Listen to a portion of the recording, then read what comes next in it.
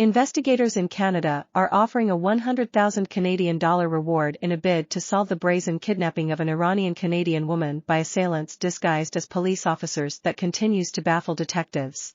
Elnaz Hajtamiri was violently abducted on January 12, 2022, from a house in an Ontario beach community, by three men disguised in police gear, who hauled her barefoot through the snow and into a waiting SUV.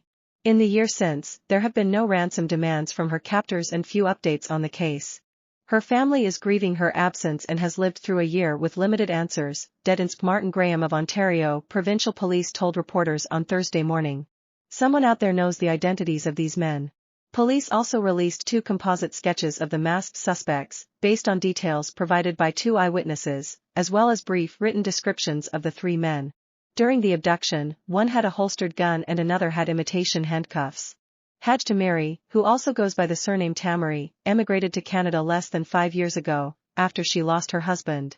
She had recently started her own cake-making company after leaving an import-export business. Her family has remained hopeful that she will be found, despite silence from the abductors. Nothing weighs more heavily on our souls than the idea that we may never know what happened to Elnaz. We know there are people out there who have information and who may be contemplating coming forward, Fariba Hajtamiri, her mother, wrote in a statement read by police. We pray that you will do the right thing and help us out of this suffering. On Wednesday, Elnaz's sister told the Canadian press the family always think that she is alive, and that we can see her, we can hug her. In July, Mohammed Lilo, an ex-boyfriend and former business partner of Elnaz Hajtamiri, was charged with her kidnapping over a previous incident.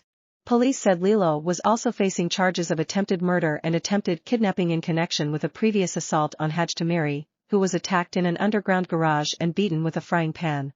The attack caused serious head wounds that required 40 stitches. Police said they later retrieved a tracking device from the scene. 2 other tracking devices were found in her car when she brought the vehicle in for a service in November.